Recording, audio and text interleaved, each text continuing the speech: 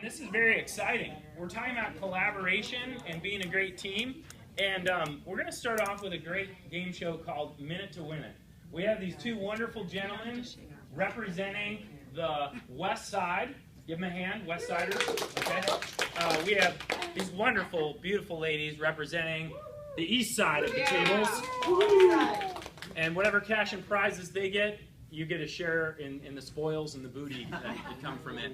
I'm sure it's a great prize. Ron has got it in his car, right?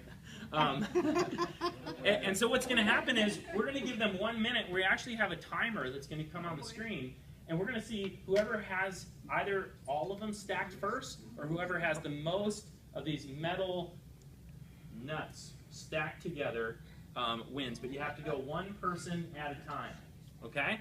Are we ready for the timer? Can you guys all do like a drum roll on your tummy? Are we ready? Set, go! There's that timer. Oh, ladies got the one arm going. Oh, no hands, only chopsticks. That's all right. We only got 12, 11, 10, so don't go too crazy. Don't go too crazy, ladies. Oh my word! This is nuts! 3 seconds, don't crush it, don't break it, don't break it! Time's up. She made it. Oh, you did it! Holy cow! Clap! Oh my word! What was the ruling on that? Did they guys got it. Holy cow! These people are awesome. No, that's awesome. I like that. That was awesome on both parts. Now, I didn't expect this. Have any of you watched the show? People almost never get it the first try, right? It's tough. Well, thank you very much. Yes, it's in the show. So, you know, sometimes we think like we can get more done by ourselves, and honestly, it's sometimes easier and quicker. But when we really get together with other people, we team up with them, especially spiritually. It's like the carpooling. We go faster and further when we don't try and do it alone. Take a look at this great example.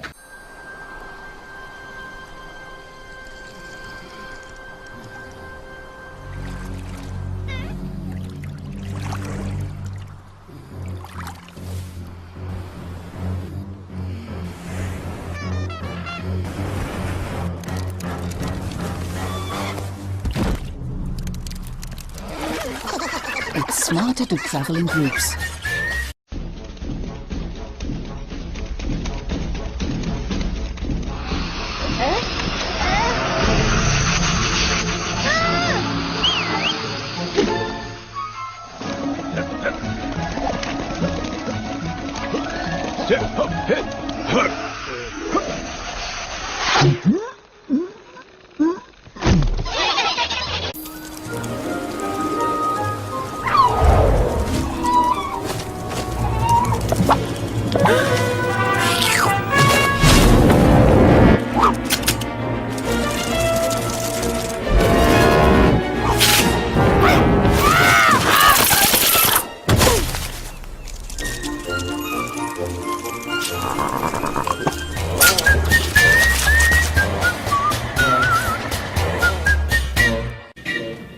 They gave that bird a haircut, didn't they? How many of you grew up with the A-Team? Dun, dun, dun, dun. I loved it. What a motley crew. So diverse, somewhat dysfunctional, but with their diversity, they were able to accomplish a lot more together. When you look at the disciples, my goodness. You know, you look at Jesus and you kind of question his choice of people. You got Simon Peter, who 1 minute is courageous, next minute is a coward. He's chopping people's ears off. He's correcting the Son of God. Then you got two brothers who are known as Sons of Thunder. Like they were hotheads. They were the Mount St. Helens volcano type thing. Then you got a tax collector, okay? He's sucking up and kissing up to the Romans. And then you've got a zealot who hates the Romans and hates tax collectors and wants to slit their throats in their sleep. And he puts them all on the same team, right? And then you've got some extroverts that are so loud that they're writing books, they're telling stories. And then, has anyone ever seen a quote from Thaddeus? No. So quiet, he didn't even get a soundbite, right? This wild mix. Now, take a look at the Epikos A-Team. You recognize any faces in there? Ron has since given up cigars and wearing those creepy black leather gloves. But, you know, you got Chuck Davidson. Is Chuck here tonight? He's normally here. You got John Davidson and and you got Condi over there as Mr. T, right? So here's a great inspirational quote for you. Pity the fool who tries to do their spiritual life alone. Pity the fool. And he says, they may be A-listers, but they're not the A-team. You got to have a team in order to be your best. And that's why we encourage people, come to church, hang out in Restoration U, join a community. Dan Marino learned it the hard way. It takes a team to get a ring. You can be one of the best, but if you don't have a cast of characters around you, praying for you, encouraging you, using their gifts, you can't be your best. So here's the thing that Ron just keeps ringing this bell. He read it in a book, and he keeps reminding the staff, we're all going to face tragedy in life. Bad things are going to happen to good people. Bad things are going to happen to stupid people, and sometimes we make stupid mistakes. Bad things are going to happen, but how we handle that depends on two things. Our view of God. Does God love us unconditionally? Does he have a plan? Can he bring good out of bad? And the people that we're doing life with. That will affect whether we rise or fall in the face of challenging things. Now, check out this study that we recently read about as a staff. This guy named Stanley Milgram, right after World War II, you think of Schindler's List, you think of the Holocaust. He said, what kind of person could be compelled to destroy innocent friends and neighbors like what happened in Germany? Subjects in this study were told that they'd get $4.50 for this experiment on negative reinforcement. In the waiting room, they'd meet another participant who was really one of their staffers, right? So a scientist in a lab jacket walks in and asks both subjects to take a piece of paper. Now, both papers were loaded with the word teacher, so it was really kind of a farce. And so the person who was the subject of the study, they would get the one that said teacher. And the teacher and the learner, who was really just a staffer, would go into a small room, and the learner gets a special paste applied to his arms, and the researcher would say, this assures good contact between your skin and the electrodes that administer the shock. So it looks real, right? Like they're going to get zapped. The learner says, well, a few years ago I was in the Veterans Hospital, and I was told I had a bit of a heart condition. Will that be a problem? So they're really playing up that this is a real person, it's a real shock, and they have a heart condition. The researcher says, no, it's going to be pretty painful, but you probably won't die. The teacher and researcher go to an adjoining room with a scary piece of electrical machinery, and the teacher is given a sample 45-volt shock to say, look, this thing's really shooting real bullets. There's an electric charge here. This is not just a joke. So the teacher is supposed to read a list of paired words, and they read it loud enough so that through the wall the learner can hear it, and then the teacher's supposed to say the first word again, and they're supposed to repeat the second word and match it. If the learner gets it wrong, the teacher sends a painful shock to them, and with each missed word, the teacher raises the voltage. Okay, this is a creepy experiment, right? Now check out what happened. They would play a pre-recorded sound. After the first shock, he'd be like, oh. Second one, hey, what's going on? Third, stronger process, knock it off. Then screaming and shouting, then screaming and banging on the walls with a reminder, I have a heart issue. And then after 315 volts, silence as if they went unconscious. So the social psychologist thought like 1% of people would do this, right? 65% of the people in this experiment shocked that person even beyond unconsciousness. And you're like, holy cow, that's like horrible. Like it says that if we tend to villainize the Germans, they're just humans. They got manipulated by evil.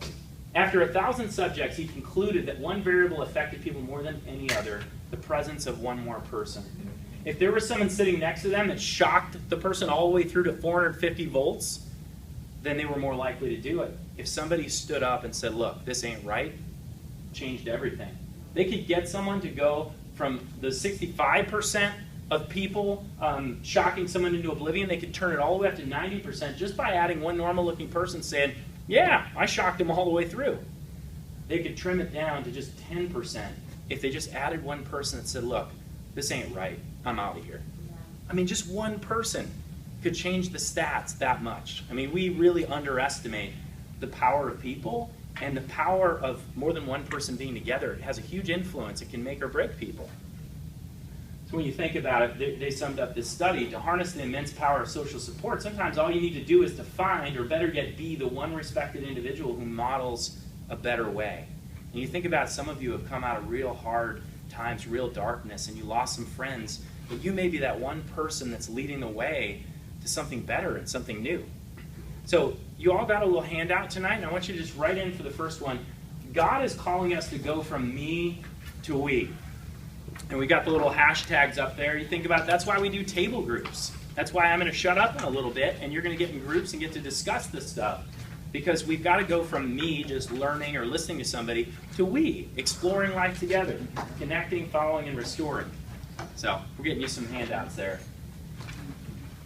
Here's what Jesus said. I mean, it's almost like the guy knew what he was talking about with Stanley Milgram and just how powerful having one other person with you on your faith journey. He says, for where 2 or 3 come together in my name, there I am with them. And I'll never forget being in Colorado Springs, a new youth pastor, and we started what they used to call cell groups.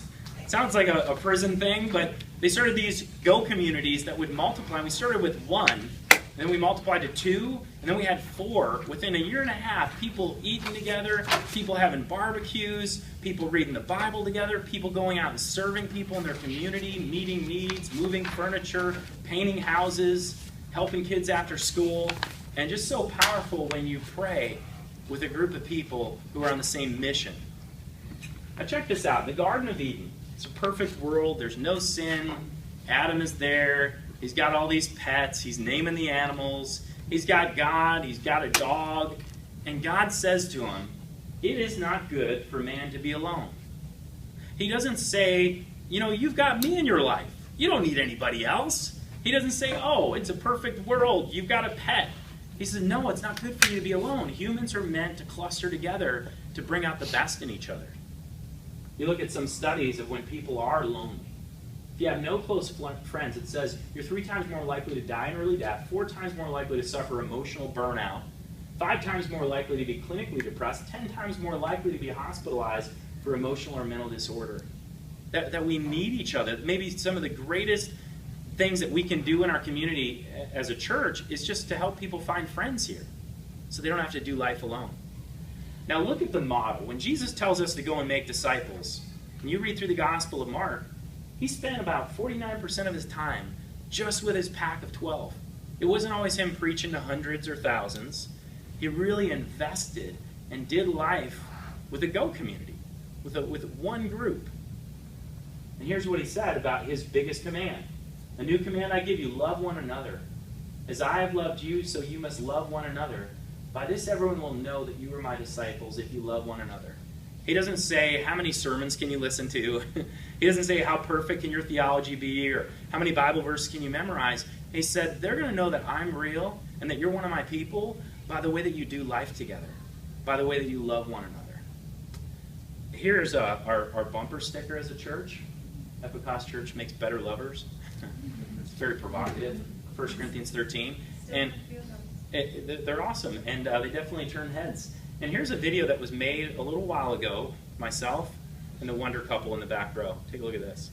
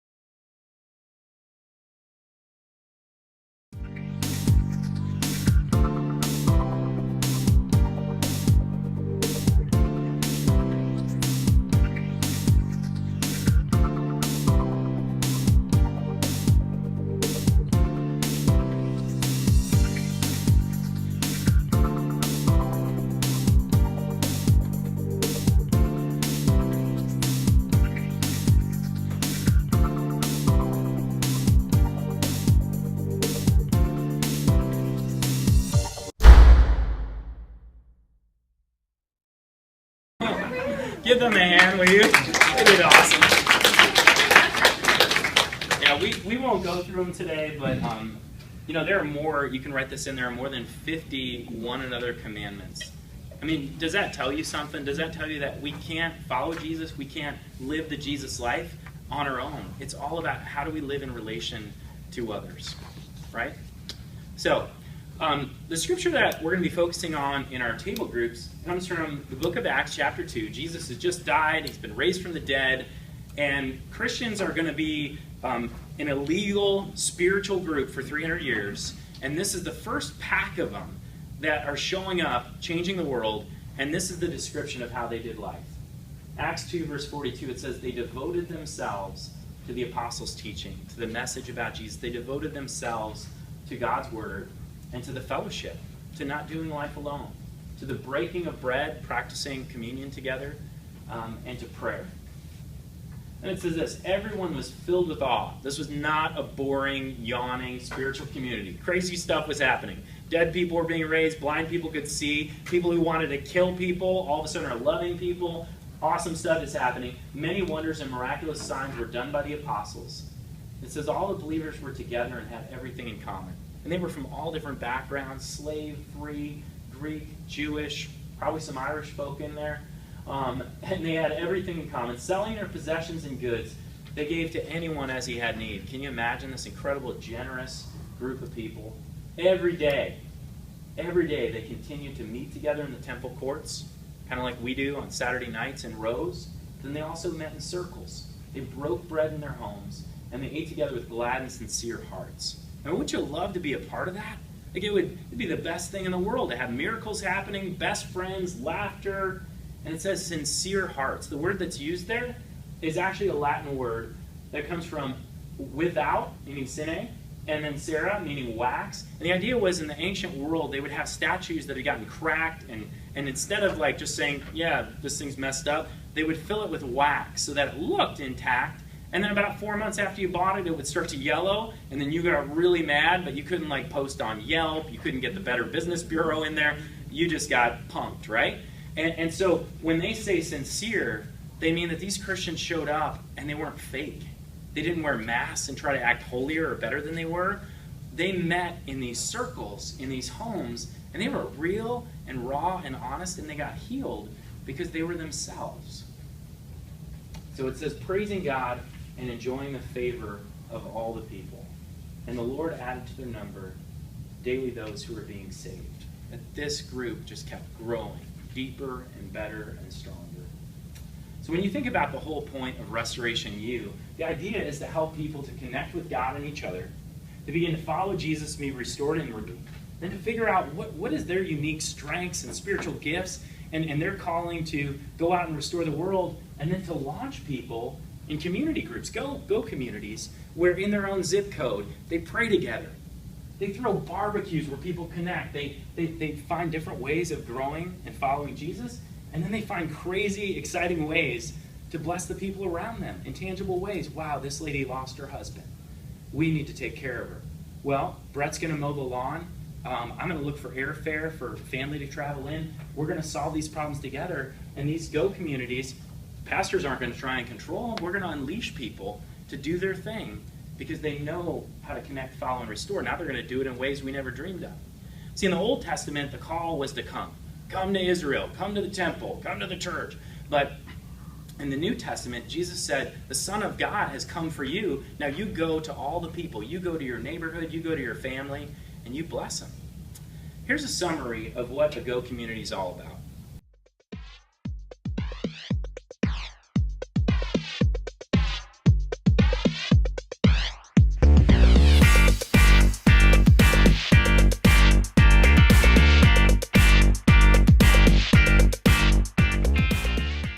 We created Go communities where people meet in these clusters and they creatively think of how can we connect socially with the people in our own neighborhood and turn their water into wine the way that Jesus did. Throw a block party, barbecue, Nerf gun war, water balloon fight, you name it, game night in the middle of the rainy season, Trailblazers party, Super Bowl party, people come and connect socially.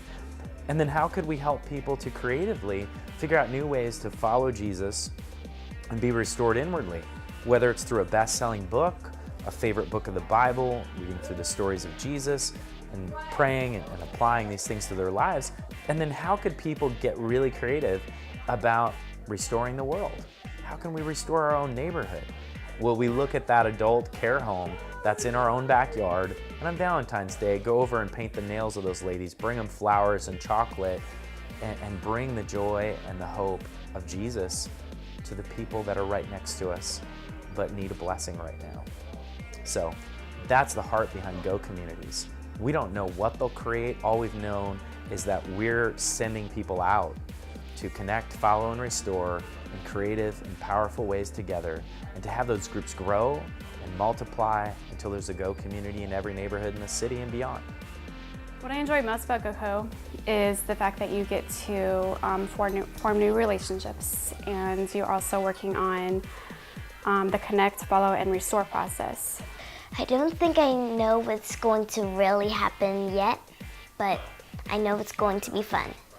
We are touching on different chapters of the Book of Mark right now. A lot of the activities that we've done is really encouraging others and making it like a life skills that we're gaining, also applying it to the Bible and Jesus, and it's really fun because it's not only helping them, but it's also I'm gaining that with all the different skills and life skills that I may have already had or can improve on or gain. It's also about growth, and it's also about serving.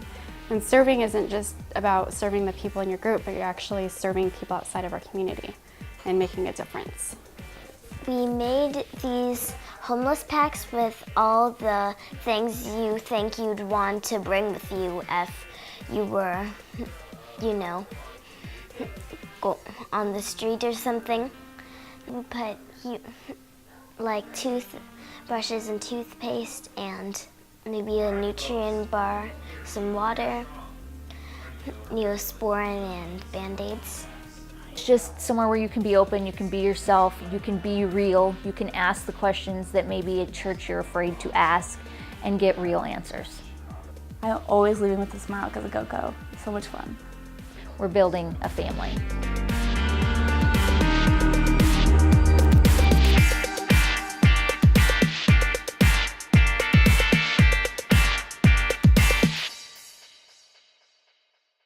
That sound exciting? Yeah, could you imagine if there's one of those in every neighborhood in the city? Down-to-earth people, connecting, following, restoring. And for me to see my kids a part of that. Like, oh wow, we see homeless people all the time. Instead of just praying for them, what if we formed packs that had the stuff that they needed and could connect them to places that could help them get a leg up in life? So if you want to write in your handout the last point today, really a Go community is a family to do life with, and it's a team to change the world with. You can write that in there. Family to do life with, that we do the good times together, but we also carry each other through the rough times. And it's a team to change the world with, one neighborhood at a time. We asked ourselves after some years of being a church, are we really creating the kind of friendships where you'd have someone where you could call at 1 a.m? Are we really creating the kind of friendships where we could help each other through the toughest things of addiction, of grief, of family trouble, all those things? And we really said, wow, I don't know if we are yet.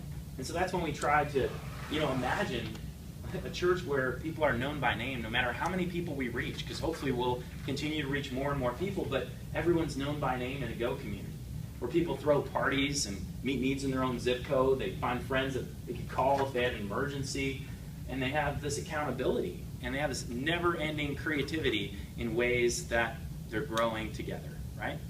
Sarah, do you want to come up and tell them a little bit about what ordinary GoCo meeting might include?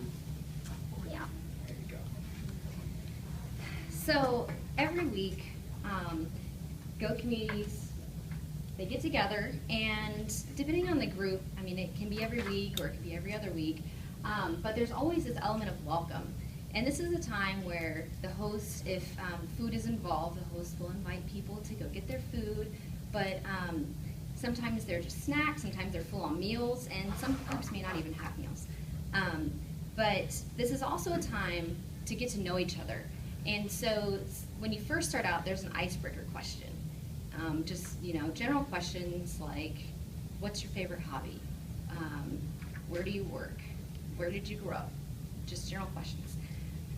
As the group continues to meet, these welcome sessions become more organic, and they just turn into conversations. And so sometimes you have to start reeling people in. That's been our issue, but it's been fun. It's been a lot of fun. And then you have this element of worship, and this can be just in words, just generally telling people what you're grateful for that week, or it's also a time for prayer requests, and hopefully, everybody, we all struggle with things, and hopefully this is going to be a non-judgmental place where you can open up and tell people where you're struggling, where do you need prayers, and people, you can count on that group to be praying for you and for you to be praying for others. And then we have this element of wisdom. And this is a time where you're either digging into a book of the Bible or one of Jesus' stories, or, like for my group, we decided to dig into a personal development book. And so it just depends on what your group likes to do. But it's good if you switch from a personal growth book to a Bible book. So you're both growing spiritually and personally. And then we have the component of world. And this is where you either create like the homeless helper packs, or you focus on a specific demographic in the community. For example, serving the homeless at the homeless shelter, giving them food. Or if you want to serve at the women's shelter. I know our group, we're going to be focusing on Young Lives, which is a teen mom program. So we would help watch the kids while the moms are able to go and do things that teenagers do, go to the camps and talk with other teens that are in the same position as they are, and just help them become the mothers and the women that God created them to be, and help them get over, I'm a teen mom. So we're really excited about that, and hopefully every Go community will have their own little demographic that they're targeting and serving. These Go communities aren't a whole lot of fun if you're just kind of going through the motions. We like everyone to be involved in some way, shape, or form. And so you actually have this handout. But once your group gets to know each other and you start thinking and praying about how can I fit into this group, what can my roles be? Obviously you have a leader person who's going to oversee the whole group, but there's going to be an assistant leader who can handle the coordination, the emailing the people, and keep track if you have like a Facebook group page. Just keep people in the loop during the week. And then you have a host. Hopefully someone's able to open up their homes to your group so you have some place to meet. Then you have just worship people. Hopefully maybe you have a prayer scribe, someone who's passionate about praying and recording the prayers and putting those out there for the group so we can remember who to be praying for and what specific to be praying for. And then you have the people that are planners. So you can plan the fun get-togethers, either a barbecue or movie night or game night. And then those who are planning the actual social, or the service part of it. It's a lot of coordinating people to be in a group and serve in a specific demographic. So there's a lot of communication that has to happen. So it's good to delegate that to one person. This is my GoCo. Yeah, we have so much fun. My GoCo meets every Monday, and we do full-on meals, basically.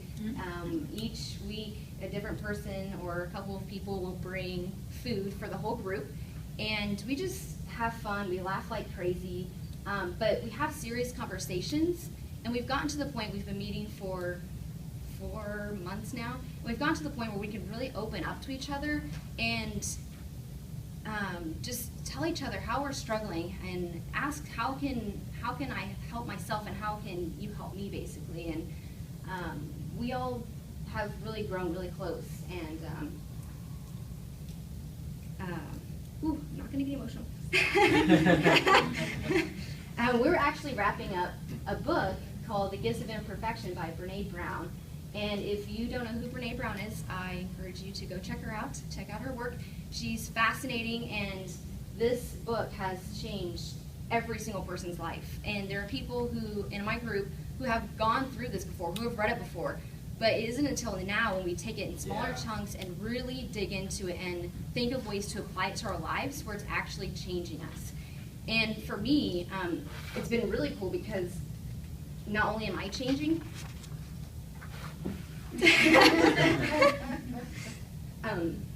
but just seeing others change has been so cool for me. That's awesome, Sarah. So we all know everyone has a past.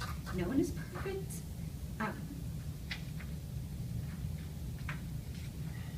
You're awesome. Megan's in her group.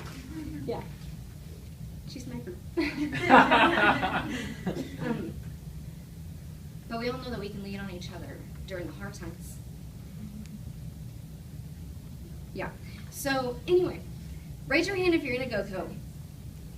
So there's a couple people here. Sometime tonight, talk to one of these people and get their perspective on it. Obviously, I'm like going crazy right now.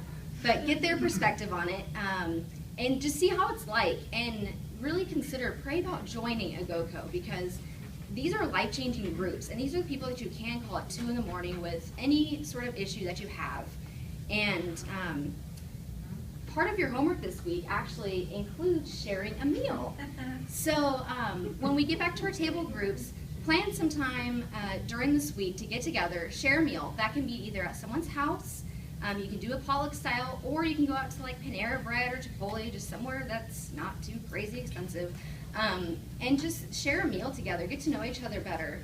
And if you need suggestions or have questions about that, you can ask Sam or myself. Yeah, so I guess that's it. Go ahead and we can start digging into our table group.